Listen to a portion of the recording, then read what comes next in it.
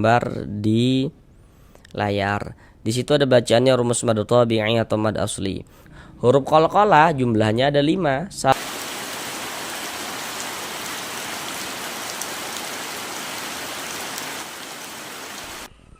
Assalamualaikum warahmatullahi wabarakatuh. Jika memiliki permasalahan, belum lancar dalam membaca Al-Quran, kemudian belum memahami ilmu tajwid, ataupun merasa kesulitan di dalam memahami ilmu tajwid Al-Quran, mari belajar mengaji Al-Quran di channel ini. Di sini kami akan berusaha untuk membantu saudara semuanya, bapak dan ibu, agar bisa dapat dengan mudah dalam memahami ilmu tajwid Al-Quran, supaya dapat dipergunakan untuk memperbaiki, untuk melancarkan bacaan Al-Qurannya. Jadi nantinya untuk penjelasan tajwidnya akan kami jelaskan dengan pelan-pelan, kemudian ditambah media gambar dalam penjelasannya. Harapannya itu semoga untuk tajwidnya bisa langsung dipahami dengan mudah. Kami senantiasa mendoakan semoga saudara semuanya, bapak dan ibu, selalu diberikan kemudahan oleh Allah Subhanahu wa taala dalam berusaha untuk memahami ilmu tajwid Al-Qur'an, supaya dapat dipergunakan untuk memperbaiki, untuk melancarkan bacaan Al-Qur'annya. Selanjutnya juga kami selalu mendoakan semoga saudara semuanya, bapak dan ibu, senantiasa diberikan rezeki yang berlimpah dan berkah oleh Allah Subhanahu wa taala, sehingga dengan keberkahan rezeki yang berlimpah tersebut ya, semoga bisa menjadi seorang ahli sedekah, kemudian nantinya bisa beribadah umrah dan haji ke tanah suci Mekah. Selanjutnya juga kami selalu mendoakan semoga saudara semuanya, bapak dan ibu, senantiasa diberikan kesehatan oleh Allah Subhanahu wa taala. Jika mungkin saat ini ada yang sedang sakit, atau saudaranya mungkin ada yang sedang sakit, mari sama-sama kita doakan semoga Allah Subhanahu wa taala segera menyembuhkan penyakitnya. Amin amin ya rabbal alamin. Baiklah, langsung kita mulai belajar mengaji Al-Qur'annya. Marilah bersama-sama kita lanjutkan kembali belajar mengaji Al-Quran dengan penjelasan tajwid yang nantinya akan kami jelaskan dengan pelan-pelan untuk membantu bapak dan ibu, saudara semuanya dalam berusaha memahami ilmu tajwid Al-Quran, guna untuk memperbaiki dan juga melancarkan bacaan Al-Qurannya. Sekarang ini kita masuk pada surah Ar-Rahman ayat yang ke-8. Mari kita baca bersama-sama terlebih dahulu dengan pelan-pelan. A'udzu billahi minasy syaithanir rajim. Bismillahirrahmanirrahim.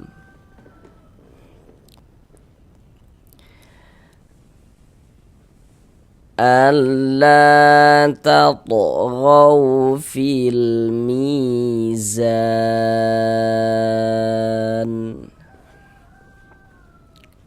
Mari bersama-sama kita bahas tajwidnya dengan pelan-pelan. Yang pertama di sini la dibaca panjang. Kenapa kok la dibaca panjang? Perhatikan media gambar di layar. Di situ ada bacaannya rumus mad tabi'i atau mad asli. Jadi mad tabi'i atau mad asli itu dia memiliki 3 huruf mad. Jadi huruf mad itu jumlahnya ada 3. Apa saja huruf-huruf mad itu? Seperti rumus 1, rumus 2, rumus 3 yang warna-warna hitam itu. Kemudian la ini dibaca panjang, penjelasannya itu terletak di rumus 3 warna hitam. Pada media gambar, cara kita memahami rumus 3 warna hitam. Di rumus 3 warna hitam, di situ kan dapat kita lihat ya, ada huruf alif. Sebelum huruf alif di situ ada baris fathah atau harokat fathah yang baris miring di atas itu. Kemudian di bawahnya itu ada titik-titik. Nah, titik-titik di sana itu maksudnya itu letaknya huruf yang dibaca panjang, sebab dia memiliki harokat fathah itu tadi. Sebab dia memiliki baris fathah itu tadi. Tapi kita perlu memahaminya itu dari awal. Jadi cara kita memahami rumus 3 yang warna hitam, yakni kalau kita baca Al-Quran bertemu alif, sebelum huruf alif ada harokat fathah, maka huruf yang memiliki harokat fathah dibaca panjang. Contoh dalam bacaan tuh seperti ini. Di sini ada alif, sebelum alif di sini ada ini nih, ada harokat fathah nih, baris 1 di atasnya. Nah, maka huruf yang memiliki harokat fathah dibaca panjang, sehingga la dibaca panjang. Allah ditasydidkan ya, Allah, jangan dibaca ala, jangan ditasydidkan. Allah, Allah, lanya dibaca panjang 2 harokat mad tabi'i sesuai dengan rumus 3 yang warna hitam. Allah tatghaw fil, huruf to dia sukun, tanda sukun tuh seperti ini, huruf sukun atau huruf mati itu maksudnya sama saja.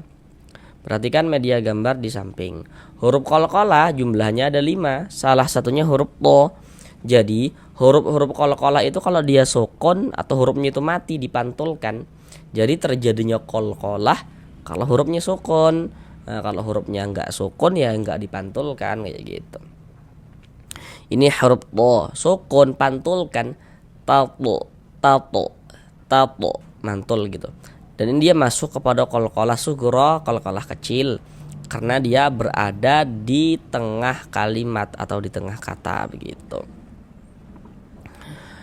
Atau yang lebih mudah untuk kita ingat itu karena dia berada di tengah bacaan kita. Jadi kalau kita baca Al-Quran, kemudian kita itu berwaqaf, berhenti di huruf qalqalah, maka itu dia menjadi qalqalah kubra. Nah, sedangkan ini kan dia di tengah bacaan kita huruf to ini. Kita tidak berhenti di huruf to, tapi dia di tengah bacaan kita, maka itu menjadi qalqalah sughra, qalqalah kecil.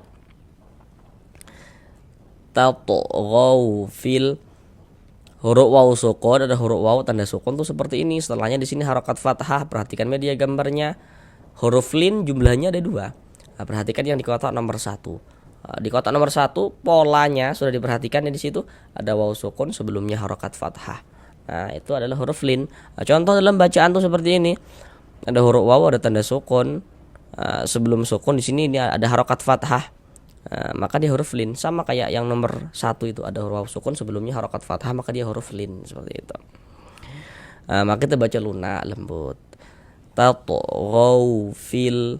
Kemudian di sini ada alif lam setelahnya huruf mim. Perhatikan media gambar di samping.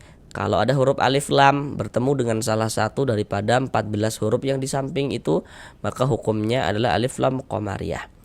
Huruf mim itu termasuk salah satu daripada 14 huruf qamariyah. Termasuk kan salah satunya huruf mim, termasuk salah satu huruf qamariyah kan. Nah, maka ini alif lam bertemu dengan huruf mim nih. Dikarenakan huruf mim ini huruf qamariyah, maka ini hukumnya alif lam qamariyah. Alif lam qamariyah atau disebut juga dengan izhar qamariyah.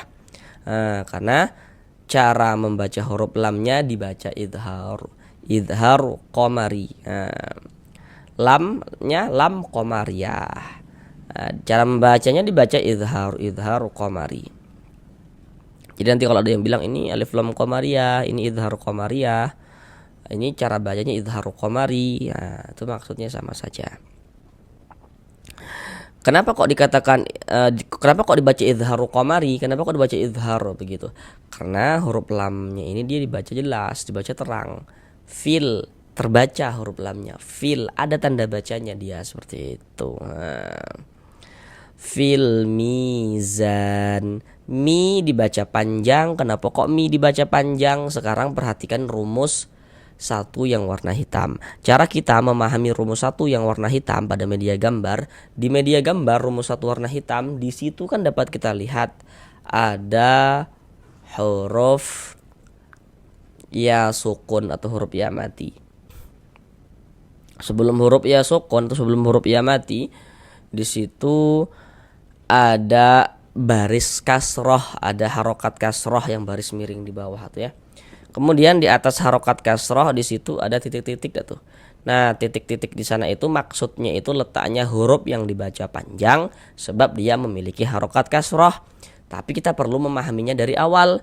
Cara kita memahami rumus 1 yang warna hitam yakni kalau kita baca Al-Quran bertemu dengan huruf ya sukun, sebelum ya sukun ada huruf yang memiliki harokat kasroh, maka huruf yang memiliki harokat kasrohnya dibaca panjang. Begitu cara memahaminya. Contoh dalam bacaan tuh seperti ini. Ada huruf ya, ada tanda sukun, ya sukun. Sebelum ya sukun di sini ada harokat kasroh nih. Baris miring di bawah nih. Ada huruf ya, ada tanda sukun, sebelumnya ada harokat kasroh. Maka huruf yang memiliki harokat kasrohnya dibaca panjang. sehingganya mi dibaca panjang. Maka kalau baca Al-Quran, kalau kita baca Al-Qurannya kita lihat-lihat tuh, kita perhatikan. Kalau ada huruf ya, ada tanda sukun, sebelumnya ada harokat kasroh nih ya, baris miring di bawah nih. Maka huruf yang memiliki harokat kasroh ini dibaca panjangnya. Nih, baris miring nih harokat kasroh atau tanda baca kasroh. Soalnya mi dibaca panjang, mad tabi'i panjang 2 harokat. Mizan, zan dibaca panjang. Ini namanya adalah mad arid li sukun. Kalau kita berwakaf di huruf nun, berhenti di huruf nun, dia menjadi mad arid li sukun. Za menjadi mad arid li sukun. Tapi kalau misalkan kita tidak berwakaf di huruf nun, kita wasolkan saja, tidak berhenti kita di huruf nun, maka za tetap menjadi mad tabi'i dan dibaca dengan 2 harokat panjangnya. Tapi tadi kita membacanya itu berhenti di huruf nun. Za ditambah huruf nun yang disukunkan dibaca zan, begitu. Dari mad tabi'i menjadi mad arid li sukun. Namun di sini yang perlu kita ketahui dulu, mad tabi'inya itu yang mana? Nah, kenapa kok za dibaca panjang? Nah, itu yang PR yang harus kita ketahui dulu gitu. Nah, itu yang harus kita ketahui. Kenapa kok za ini dibaca panjang? Nah, kayak gitu. Nah, harusnya di sini Bapak Ibu sudah dapat mengira-ngira kenapa kok za dibaca panjang gitu. Penjelasannya samalah dengan ini tadi nih, dengan la ini tadi. Kenapa kok la dibaca panjang? Sama dengan za ini penjelasannya. Kembali lagi ke rumus 3 yang warna hitam. Bedanya kalau di sini kan alifnya disambung dengan huruf lam. Kalau ini huruf alifnya nggak disambung karena setelahnya huruf zai, nggak bisa disambung alifnya kayak gitu. Kenapa kok za dibaca panjang? Nah, sama penjelasannya. Karena di sini ada alif. Sebelum alif ada harokat fathah nih ya, baris di atas nih harokat fathah. Sehingga huruf yang memiliki, kalau ada alif, sebelum alif ada harokat fathah, maka huruf yang memiliki harokat fathahnya dibaca panjang, sehingga za dibaca panjang mad tabi'i pada awalnya. Kemudian mad tabi'i itu bertemu dengan huruf yang disukunkan sebab berwakaf. Huruf yang disukunkan di sini yang kita temui huruf nun. Za ditambah huruf nun yang disukunkan dibaca zan. Mad tabi'i bertemu dengan huruf yang disukunkan menjadi mad arid li sukun. Panjangnya mad arid li sukun itu boleh dibaca dengan panjang 2 harokat atau 4 harokat atau 6 harokat. Yang terpenting konsisten dalam sekali bacaan. Maksudnya konsisten dalam sekali bacaan itu, dalam setiap kita membaca Al-Quran, mad arid li sukunnya itu harus kita baca sama panjangnya.